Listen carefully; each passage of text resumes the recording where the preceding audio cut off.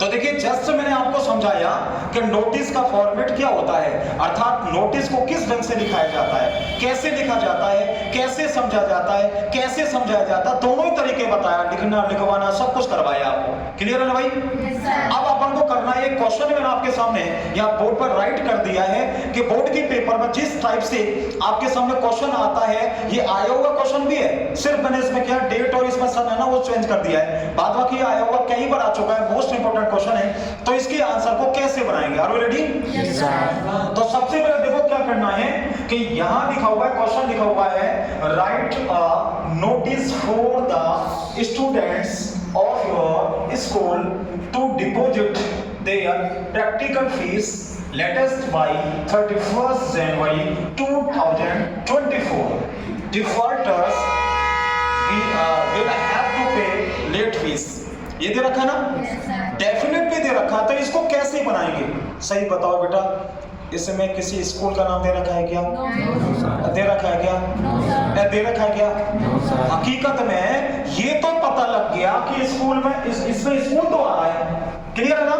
इसमें स्कूल तो आ रहा है लेकिन स्कूल का नाम नहीं है। तो अगर नहीं है तो क्या हम नहीं लिखेंगे क्या? और नहीं लिखेंगे क्या? लिखेंगे। बोल दो भाई, लिखेंगे। चाहे दिया है तो लिख देंगे और नहीं है तो भी हमको लिखना है। Sir clear? Yes sir. तो अब हमको कैसे करना है कि सबसे पहले मान लीजिए अपन ने लिखा है, इस प्रकार से लिखा है, इस प्रकार से लिखा है, गवर्नमेंट लिखा हुआ है, सीनियर सेकेंडरी या लिखा हुआ है, स्कूल लिखा हुआ है, और मान लीजिए मैंने लिख दिया यहां पर जयपुर लिख दिया है। तो यहां लिख दिया है किसी कार्यालय संस्था स्थान का नाम। क्या समझ गए क्या? Yes sir. Only in capital letters. Clear? Yes sir. तो हमने क्या किया, इधर भी इतनी जगह लगी ना, इधर भी इतनी जगह लगी ना, लगभग। अब ऐसा तो नहीं है कि अब स्केल लिया उसको नापने शुरू कर दिया है, इसमें तो रह गया 2.5 सेंटीमीटर, इसमें रह गया 3.5, फिर काटो पीटो और फिर बाद में देखो तो कॉपी के वो पेज में छेद हो गया। तो ऐसा तो करना नहीं है आपको, देख लो आप ऐसा कर दोगे तो फिर बहुत ज्यादा गड़बड़ हो जाएगा। आप कर लोगे बेटा? Yes sir. इसके बाद में एक लाइन को खाली छोड़ करके आपको जस्ट नीचे आपको यूज करना है, क्या लिखना है बेटा? नोटिस। क्लियर? एक लाइन खाली फिर छोड़ेंगे तो डेट लिखना है, डेट लिखना है क्या? अब हमको क्या करना है कि उसमें क्वेश्चन में देखेंगे कि कोई डेट है क्या नहीं है, वो डेट है क्या नहीं है, तो निश्चित रूप से थोड़ी देर इसको देखिए। तो सबसे पहले क्या लिखा अपने, किसी स्कूल कार्यालय जो भी है नाम लिख दिया, government senior secondary school Jaipur लिख दिया। इसके बाद हमने एक लाइन खाली छोड़ दिया, इसके बाद में नोटिस लिखा है, इसके बाद में डेट देखनी है कि क्वेश्चन में डेट कहां दे रखी है, तो है के लिए हमने देखा 31st लिखा हुआ, 31 जनवरी 2024 यानी कि 2024 दे रखा है, 31 जनवरी 2024 दे रखा है। इससे कम से कम कितने दिन पहले? ज्यादा ज्यादा कितने? क्लियर है ना? तो मैंने यहां लिख दिया समथिंग 25 जनवरी, और देखो शॉर्ट में आप कर सकते हैं, जनवरी की स्पेलिंग वहां से नहीं लिखे, शॉर्ट में कर सकते हैं, कोई जरूरी नहीं कि हमको वो काम करना है जो हमसे आए, हमको वो काम नहीं करना जो हमसे नहीं आए, हमको वो स्पेलिंग लिखनी है जो हमसे आती है, हमको वो स्पेलिंग नहीं लिखना जो हमसे कभी नहीं आती है। जी मैंने लिख दिया, मान लीजिए ये लिख दीजिए। क्लियर है? इसके बाद क्या लिखना? नेम ऑफ द सब्जेक्ट, किस विषय पर लिखा जा रहा है, मतलब विच सब्जेक्ट और you want to write of notice. तो देखिए सबसे पहले आपको लिखना है, क्या लिखना है? प्रैक्टिकल फीस है। ये चांद की तरह चमक रहा है दूर से, सूरज की तरह चमक रहा है, सितारों की तरह चमक रहा है कि हाँ मैं यहाँ हूँ सब्जेक्ट जिस पर आपको लिखना है, इसको से सम्मान हाथ जोड़ करके रेस्पेक्ट से इसको यहाँ लिख दीजिए मिडल पार्ट में यहाँ पर। तो मैंने लिख दिया बेटा, लिखा प्रैक्टिकल, यहाँ नहीं दिख रहा है तो वहां से देख के लिख लेंगे।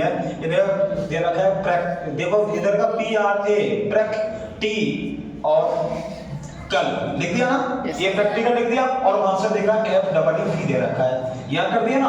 देखो इसमें कोई जल्दीबाजी नहीं, गलत नहीं करना अपन को, उसमें से देखने में क्या दिक्कत आ रही है अपन को, बिल्कुल सीधा तरीका आपके सामने बता दिया, वहां देख कर लिख दिया, अपना काम फ्री हो गया। अब हमको ये करना है कि आगे कैसे लिखना है। तो आगे लिखेंगे बेटा, देखो आपको फर्स्ट पार्ट क्या लिखेंगे, वो ऑल द स्टूडेंट्स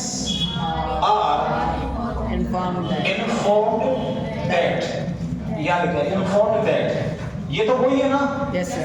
दैट हो गया। दैट क्या होता है? दैट इज कंजंक्शन, दो सेंटेंसों को क्या करता है? ज्वाइन करता है, कनेक्ट करता है, कनेक्टिविटी लाता है। तो हम देखेंगे क्या करेंगे। यहाँ तक कोई प्रॉब्लम है क्या? No, sir. अरे है क्या? No, sir. क्लियर है ना? Yes, sir. अब तो उल्टी सीधी आवाज नहीं आ रही है ना? No, sir. तो हमको सबसे पहले क्या करना है, अगर जो बच्चे क्वेश्चन को पढ़ेगा, पढ़ करके तुरंत आइडिया लगाएगा कि ये क्या कहने की कोशिश कर रहा है, आप इसमें लिख दोगे कि क्या कहना चाह रहा है। अगर आपसे नहीं होता है, सबसे सीधा तरीका ये लगा लीजिए, सबसे सीधा तरीका आपको क्या करना है, जो क्वेश्चन आपके सामने दिया हुआ है उसी क्वेश्चन में से आपको आंसर बनाना है। तो बनाना सीखने के लिए रेडी है? Yes, sir.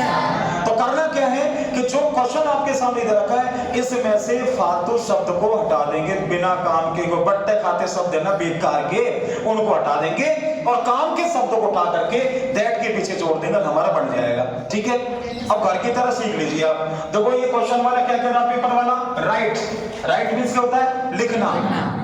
लिखना ये कह रहा है कि लिखो। Yes. तो हम कौन सा गलत काम कर रहे, डांस कर रहे, लिखे तो नहीं? Yes. हट गया ना शब्द बेटा, ये शब्द हट गया। लिखा हुआ नोटिस, कर नोटिस लिखिए, तो हम कौन सा इन्विटेशन लिख रहे हैं? नोटिस लिख रहे हैं ना, तो ये भी हट गया, ये लीजिए आप। क्लियर? इसके बाद लगा फॉर द स्टूडेंट्स, के स्टूडेंट्स के लिए लिखिए, तो आपको दिखाई नहीं दे रहा स्टूडेंट्स हमने लिख रखा है इसमें, सर दिख रहा है ना? Yes, sir. तो यहाँ हमने इसका मतलब स्टूडेंट्स हट गया, तो इसके साथ ही बेचारा ये भी हट गया। ठीक है, ये कह रहा ऑफ योर स्कूल, आपके स्कूल के लिए, तो हमने स्कूल का नाम लिख तो दिया, क्या और जान लोगे क्या? तो यहाँ से उठा करके हमने ये इसको भी हटा दिया, हट गया ना। फिर इसके बाद क्या रखा, टू दे रखा है। अब इधर टू के बारे में जानते नहीं है, टू का भी काम ज्यादातर क्या होता है? दो वाक्यों को जोड़ना। ठीक है, ये क्या कर रहा है, या तो आप मुझे से जोड़ लीजिए, या उससे जोड़ लीजिए, या उससे जोड़ लीजिए, या मुझसे जोड़ लीजिए, जोड़ना एक से है। तो क्यों नहीं कि हमने वो तो मैटर में लिख ही रखा है, तो हम इसकी जगह इसको ही हटा देते हैं, क्योंकि वो काम ले रहे हैं।